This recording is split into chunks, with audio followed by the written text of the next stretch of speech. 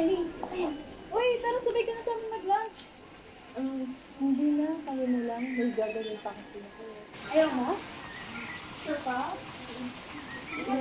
Sige.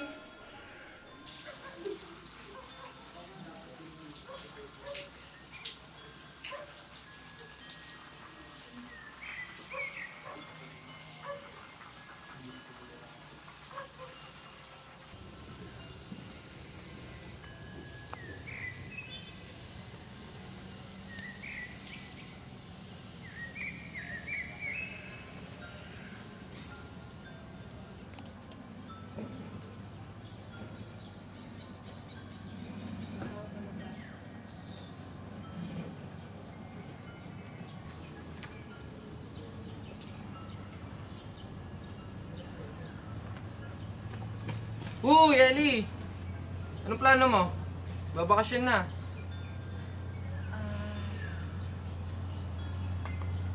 Sama ka sa amin, Sambales, sa Nawangin. Ha? Hindi na. Sige, kayo na lang. Marami pa kasi akong ginagawa eh. Ben, sige na, sama ka na. Balak din namin mag-island hopping eh. Diba? Masaya yun. Maganda dun. Maganda dun. Sama ka na. Kayo na lang yung magsaya. Mag-enjoy kayo dun ha. Mag-iingat kayo, June, July. Buo naman yan, buong time ka na may ginagawa. Mag-enjoy ka naman. Sige na, sama ka na, tara. Ay, magalaga. Okay. Kung ganun, sige pala.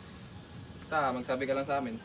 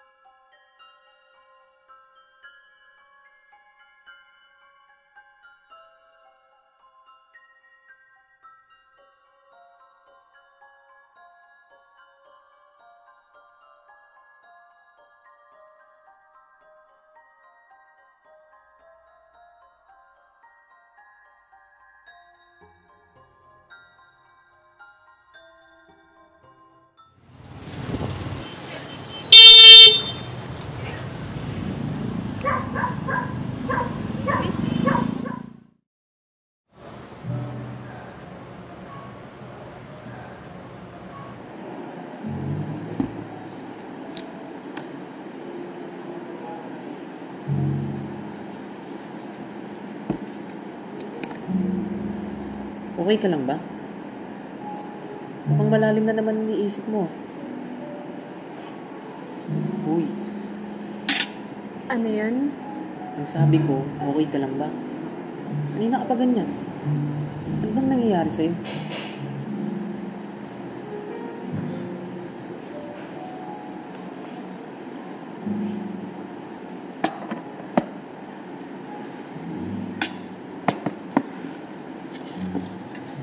Ayun. Nagugutom na ako. Tara, kain tayo.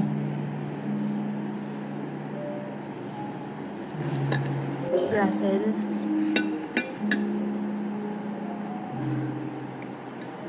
Russell, nakakakita ko ng mga multo. Anong sabi mo? Nakakakita ko ng mga multo. Ellie? Oo, alam ko, parang hindi ka panipaniwala. Kaya ko nga sinasabi sa ito dahil magkaibigan tayo. At nagtitiwala ako sa'yo. Pero kung ayaw mo ko maging kaibigan dahil dito, okay lang. Hindi naman sa ganun, Ellie. Ang gulat lang ako. Kasi nga, ang tagal na natin magkaibigan, di ba? Tapos, ngayon ko lang ito nalaman. Dahil hindi ko alam kung gusto mo magkaroon ng ganitong kaibigan. Hindi naman kita inuusgahan, Ellie. Tsaka, kailan pa ba yan? Simula nung bata pa ako, Russell. Nung nakita kong namatay si Papa, nagsimula na. Tinutulungan ko sila sa mga gusto gusto nilang gawin na hindi nila nagawa nung nabubuhay pa sila. Para lang matahimik yung kaluluwa nila. Ano yun? Ano yung ginagawa mo? Parang tinatawag mo sila. Hindi. Lumalapit sila sa akin kapag nakita nila na nakikita ko sila. Di ba nakakatakot yun? Parang nakakatakot naman yung ginagawa mo. Tsaka, paano mo sila tinutulungan? Kung meron silang gustong sabihin o gustong gawin, ako yung gumagawa para sa kanila. Hindi ba nakakapagod yun? Nakakapagod. Sobra. Kaya nga palagi nag-earphones na lang ako eh. Para pwede akong magpanggap na hindi ko sila nakikita o napapansin. So, sino pang ibang nakakaalam nito? Ikaw lang. Sa'yo ko lang sinabi to.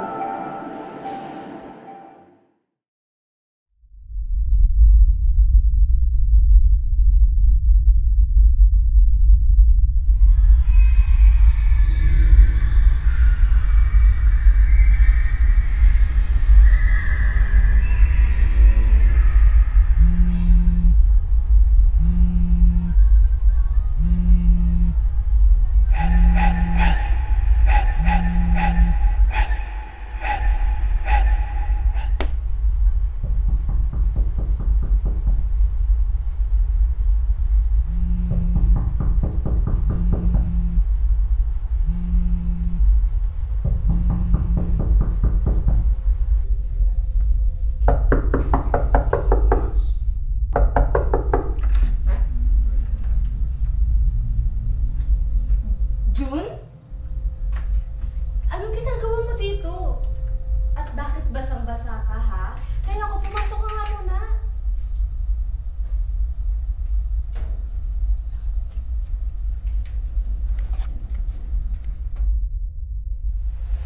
June, bakit nga ba? Pwede ba makiligo? Ha? Oh, sige. Andun yung banyo malapit sa hallway.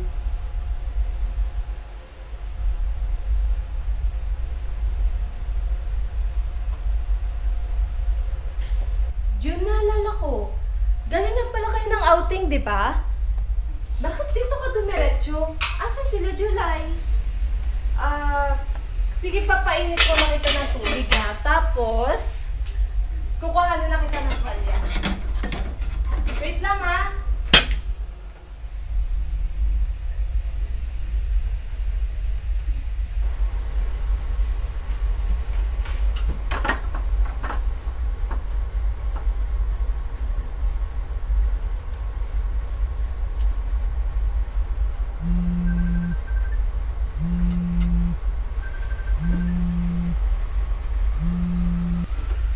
Hello, July! Kumusta? Si kuya mo nga pala. Si Kuya Ate Ellie. Hindi na namin makita simula pa kanina. Pauwi na dapat kami. Nakaligo na kami, nakaayos na. Si Kuya na lang hindi pa. Kasi nag-aaya siya mag-island hopping. Kasi maaga pa naman. Tapos nabuhop yung bangka namin dahil biglang lumakas yung ulan at alon. Wala kasi siya life vest, tapos hindi na namin siya makita. Tapos yung kuya, wala pa siya. Kanina pa kami naghihintay. Sabi ng Coast Guard, hintay na lang daw kung lulutang pa yung katawan niya. June?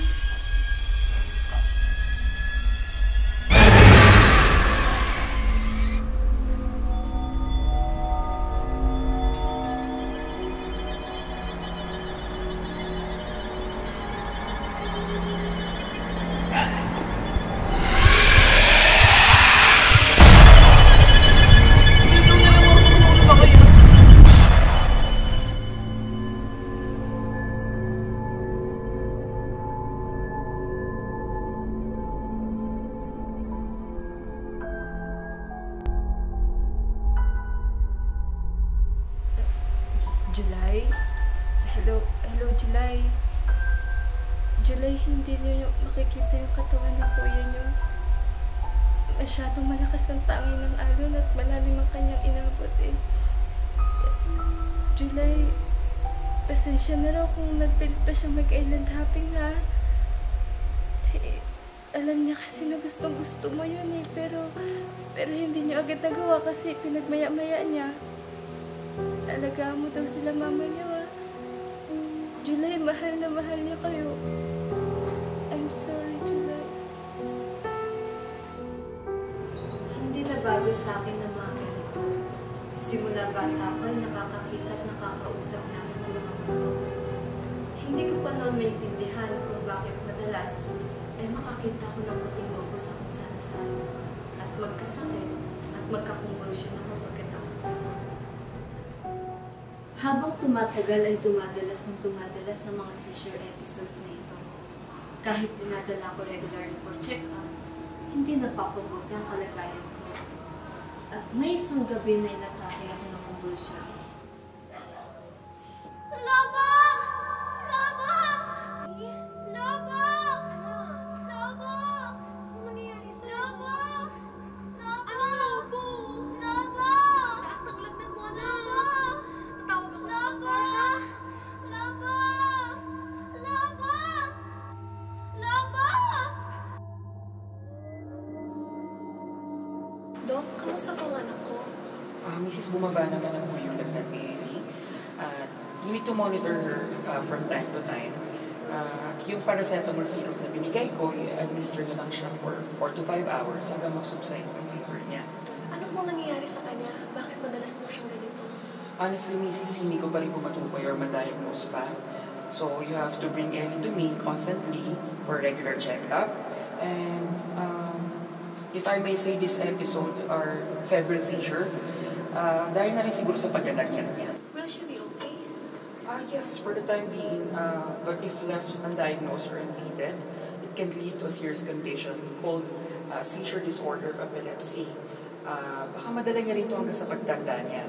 But it's too soon to say, pero I suggest na dalhin niyo po sa akin sa Ellie for regular check-up. Okay, thank you, Doc. Kaya naisip nilang isang guni sa aming hurapan.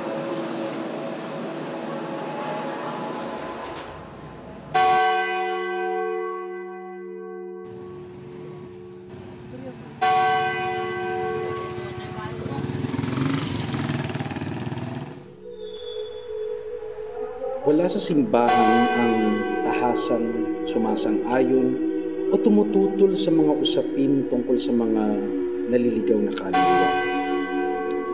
Ang isa lamang na pagbabahagi nito kahit sa Biblia ay nung napagkamalan si Jesucristo na multo ng kanyang mga apostol.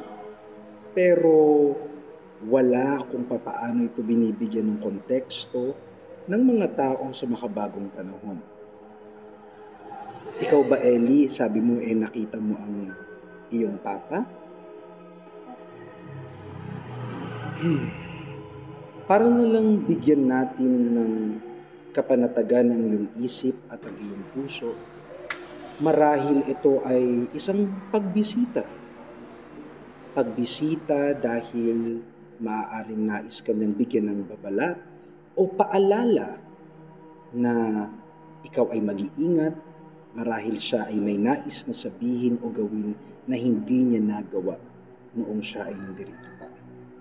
Subalit, lagi mong tatandaan na tanging ang Diyos lamang ang mayroong kapangyarihan ng ganitong klase ng pagpapahintulot.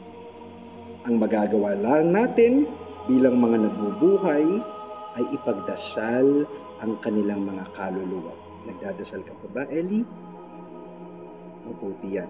Lagi ka lamang tatawag sa Diyos dahil tanging siya lamang ang makapagbibigay ng liwanag sa mga kaluluwang ito upang siya ay makapiling na nila. At ikaw, lagi mong tatatagan ang iyong loob at magdarasal. Ellie?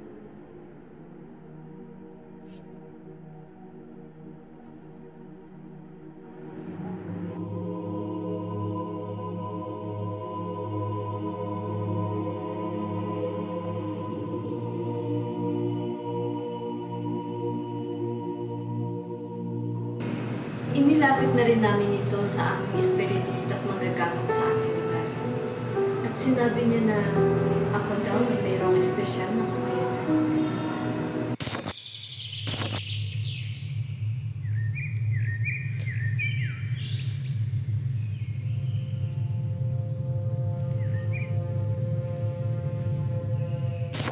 Ikaw ay may espesyal na abilidad na makatawid sa mundong ito patagos sa mundo ng mga kaluluwa. Ang mga kumbulsyon na iyong nararanasan ay dahil ang iyong kaluluwa ay tumatawid sa mga mundo natin. May manipis lamang na tabing na naghihiwalay sa mundong ibabaw at sa kabilang buhay. At ikaw ay may kakayanang makatawid sa tabing na ito dahil ikaw ay may haplos ng tagasundo. Ang iyong kakayanang makatawid sa magkabilang mundo ay dahil ang iyong third eye ay bukas. At hindi lamang siya bukas. Ito ay malakas. Third eye po? Oo. Ito ang ating mga mata na may kakayahang makakita ng mga bagay na hindi kayang makita ng pangkaraniwang tao. Ang kakayanan kong makapanggamot ay dahil sa third eye ko. Nakakita dito ba kayo ng puting lobo? Puting lobo ba kamo? Mahilig ka ba sa mga lobo? Mahilig din po. Lagi po kasi akong binibilhan ni Papa ng lobo. Ang third eye ng tao'y mapaglaw. Maaari mo silang madama, marinig, o makita. Depende sa kakayanan ng iyong isipan. Ang sa iba'y sa pamamagitan ng boses, ng bulong, at ang sa akin naman sa liwanag o anino. At ang sa iyo ay sa anyo ng mga puting lobo. Kaya simula noon, tuwing nakakakita ko ng puting lobo, alam ko na mayroong kaluluwa na nangangailangan ng saklolo. Marami na rin ako mga kaluluwang nakilala. Kapag natulungan ko sila, makikita ko ang unti-unting paglayo o paglipad nitong mga lobo. Pero kapag pumuputok ito, ibig sabihin, hindi sila matatahimik. At hindi rin nila ako titigilan. Minsan, makikita ko sila kung saan-saan. Kaya madalas, nakikinig ako ng music sa MP3 player ko para hindi ko sila naririnig sa pagtawag nila sa akin. O kaya tatambay ako sa library kung saan tahimik. Nagpapanggap na lang ako na hindi ko sila nakikita kahit minsan nasa harap ko sila. Nakakapagod din na palaging ganito. Kung ang librarian ay nagpapatahimik ng buhay, ako naman nagpapatahimik ng mga patay.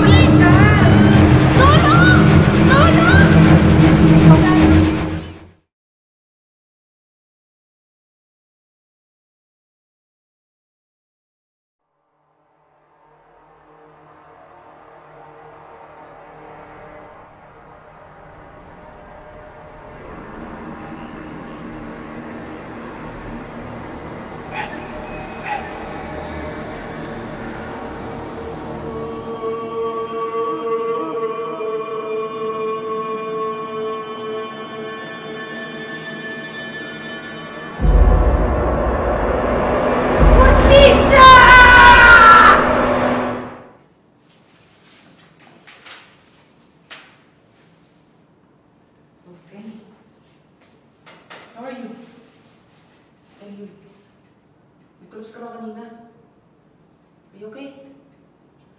Nag-episode ka na naman ba? Hindi ko rin alam eh. Matagal na nung huli. Pero kanina pinakita ko. Walang lobo.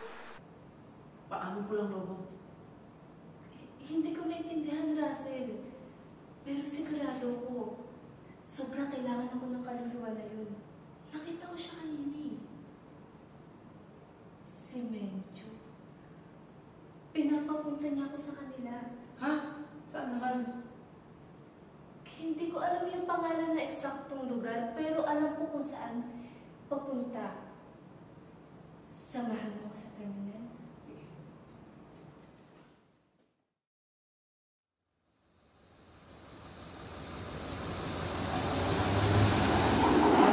Ellie!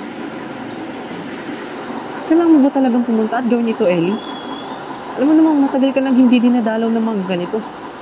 O pwedeng pati ito magpanggap ka na lang hindi mo sila nakikita o naririnig. Russell, naiintindihan ko na nag-aalala ka. Pero walang ibang makakatulong sa kanila. Hindi tulad din sa mga buhay na kapag may problema sila, may malalapitan silang espesyalista.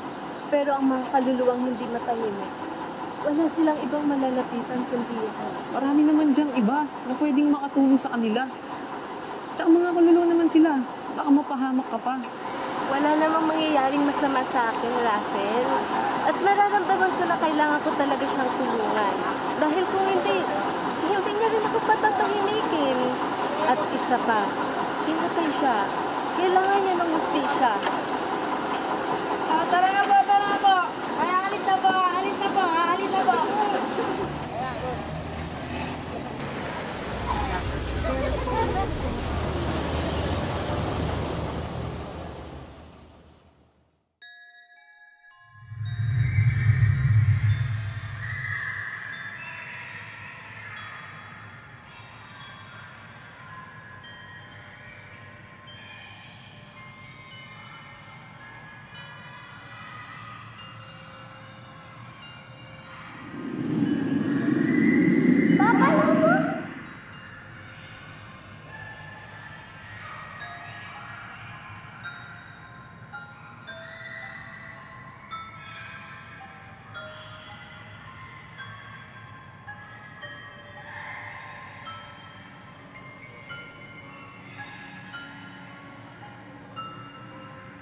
Gusto mo ba ng lobo, prinsesa ka? Opo!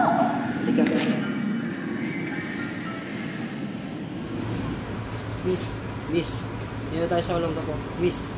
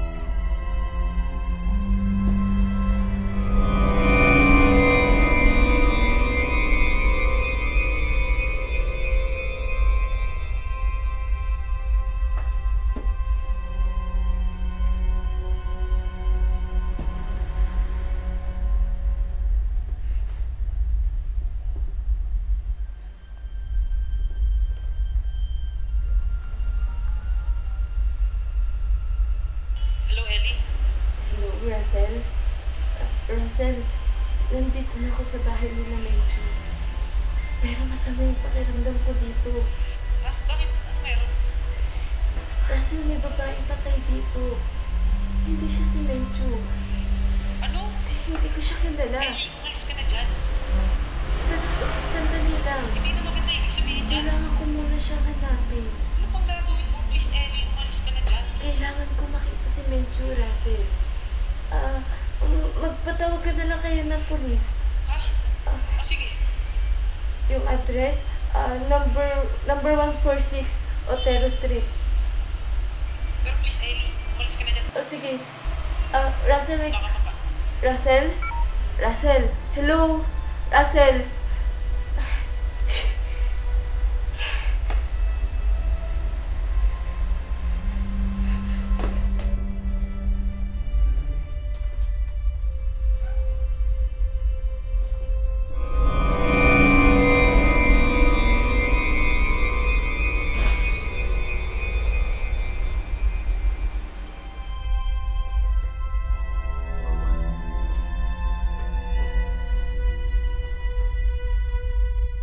Hello? Ito po ba yung police station? May i-report po sana akong pinatay.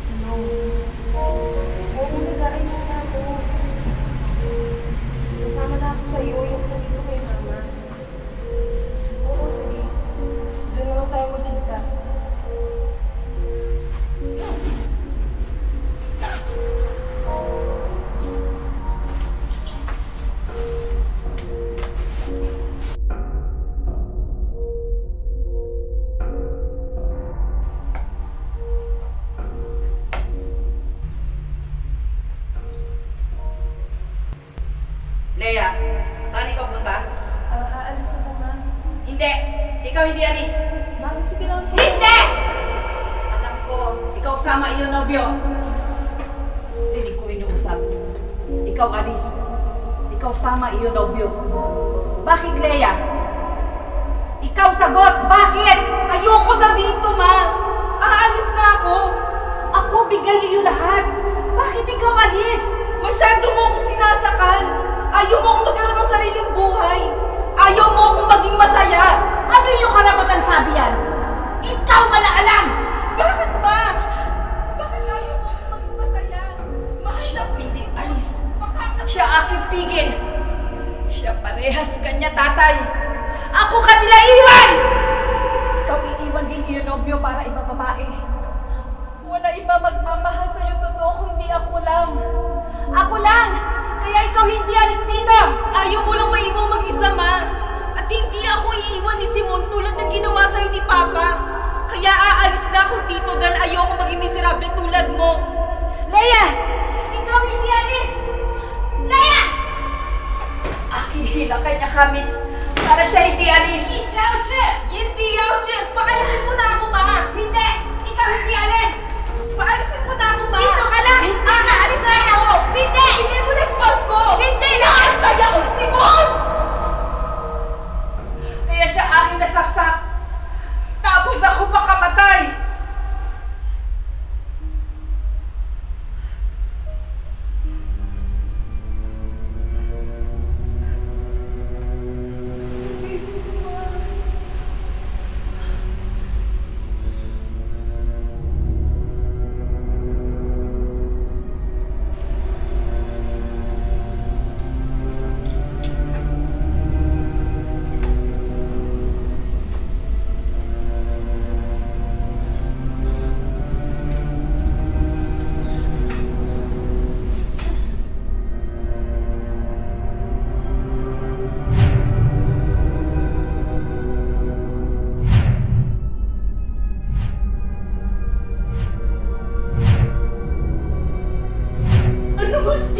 hinahanap mo? Kung nagpakamatay ka pagkatapos mapatay si Leia, bakit pa ba ako pinapunta? Dahil ikaw bayad iyong kasalanan. Ikaw aking sisi aming pakamatay. Bakit ako? Ano bang ginawa ko sa'yo? Gusto mo, Lobo, prinsesa ko? Gusto mo na Lobo, prinsesa ka? Opo. Oras na para ikaw magbayad. Ikaw aking sigil pagkamatay aking pamilya. Sino ka, Medyo? Anong kinalaman ko sa'yo? Anong kasalanan ko? Ikaw ang nakabit na aking asawa. Ikaw dahilan bakit sira aking pamilya. Ikaw ang iyong ina. Haywa! Kayo hayop! Hayop! Tuwing alis aking asawa, siya dala Lobo. Kaya ako sunod. At aking kita ano kanya gawa. Siya hayop. Siya taksil. Ako galit. Siya sabi kami kanya iwan. Ako hindi bayad. Isang araw, ako pang benta Lobo kanya. Gusto mo na Lobo, prinsesa ka? Opo. Halika. Siya aking saksak! Siya aking patay!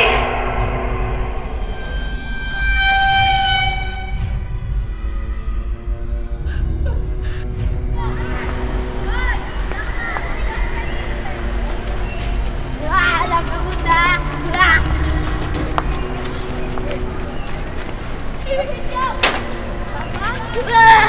Piso!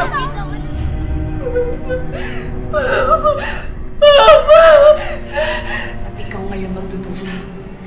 Ikaw aking sisi aming pagkamatay. Ikaw hirap tulad na aking hirap. Ikaw hindi tulong ka nila kaluluwa dahil sila aking hawak. Sila aking kasama. Dito lang sila! Hindi sila masasayang!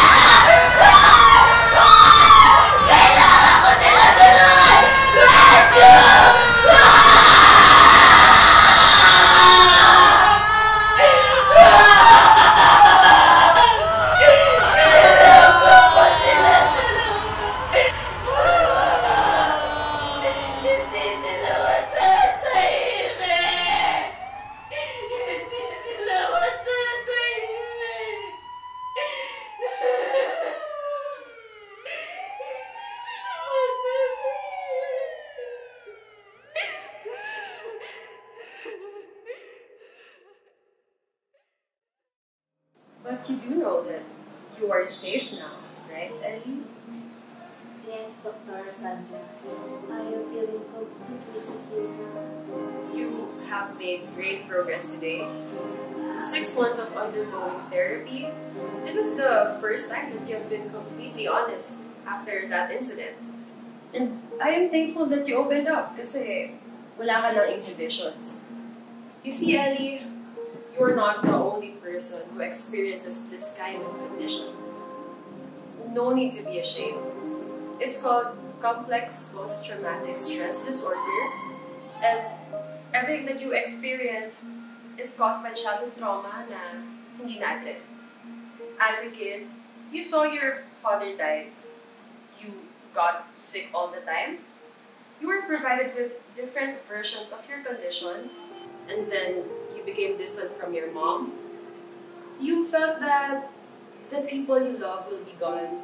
You got so afraid of being hurt that your brain shielded itself from these harsh realities, thus creating a coping mechanism.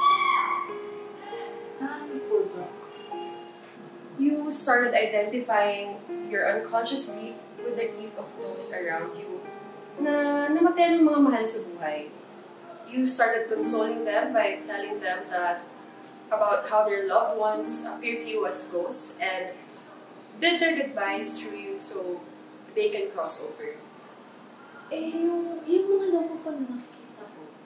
Yung mga lobo na nakikita mo are representation of your past that you can't let go of. these are your repressed emotions. They appear to you in the form of a balloon kasi it's a distinct memory of you as a kid. Yung mga balloons that you say are ghosts are an embodiment of the past. In layman's terms, bulto ng iyong nakaraan. And when you went to that house and saw how those people died by getting stabbed, bumalik sa'yo yung memories nung bata ka, like how your father died. And that was a perfect alibi para ma-connect mo yung situation na yun sa unresolved death case ng papa mo. And that was, I guess, too much for your brain. And hindi na siya kaya ng coping mechanism which your brain created. So, yung brain mo, it snapped. And when you said that the character Benju popped all the balloons and you saw your father and you saw the dead girl that appeared to you as ghost, that was already your brain collapsing. How did I know the place though? Intuition, I guess, but you were just there by accident. What happened in that house was never your fault. What happened with your father was not your fault as well. And you don't have to blame yourself with anything. May iba na hindi nakaka-recover ng ganitong katitinding trauma na we have to permanently put them in rehabilitation centers para hindi na sila makasakit ng iba at hindi na nila masaktan yung sarili nila. And they still continue with this treatment. Pero ikaw, you don't need that. You are getting better. And napaka-resilient mo nga kasi some will just lose it. You should be proud then. Thank you, Doc. And how do you feel learning all these? Is it giving you more clarity? Yes, Dr. Sandra. Naglilis na rin halilis. Good. I am happy to hear that. We can adjust the frequency of our sessions and you can go home. And I suggest we just meet every after 2 weeks na lang. Ano po kung kailangan ko? I'll just prescribe the same medications and continue taking it and then ask you after every 2 weeks. So, how are you? Are you still having seizures? Still seeing balloons? Are you alright, Ellie? Yes, Dr.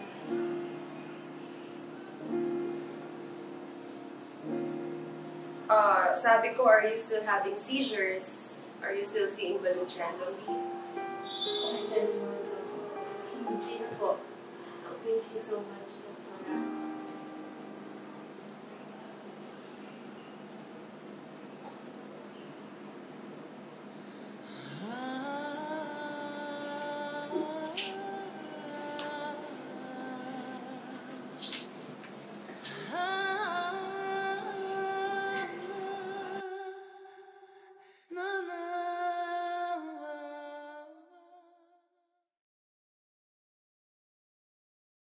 So, how have you been?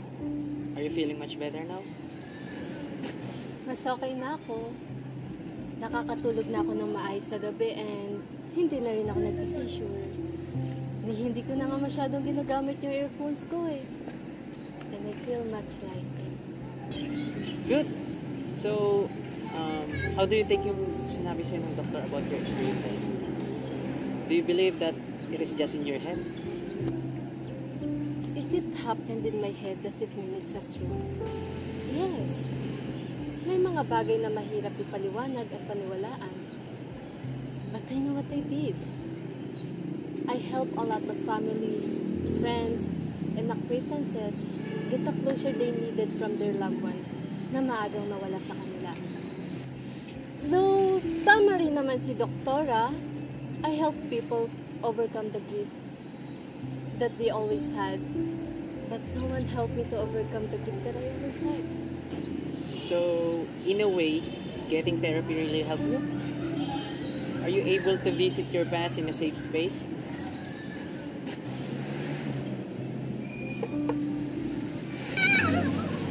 Kuya! Kuya! Kuya, magkano po? 20 pesos po isa. Magkano po yan lahat? 150 pesos po lahat. Sige po, kunin ko na ho. Sige. Maraming salamat ha. Teka, birthday mo ba? Hindi po. Maraming salamat, Iha. Thank you po. Tara. Tayo.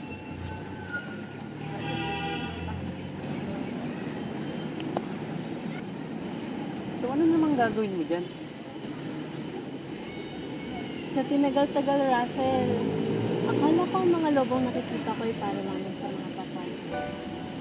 Pero nakalimutan ko na para rin pala to sa mga taong nagsi-celebrate ng kanilang buhay. Gusto kong isipin na ang mga lobong ito ay multo ng aking nakaraan. At ngayong okay na ako, oras na siguro para paliparin. Pakawalan, tutulungan ko naman yung sarili ko. Matagal ko kasing hinawakan ng lahat ng ito na mag-isa lang eh. At ngayon, handa na akong bitawan.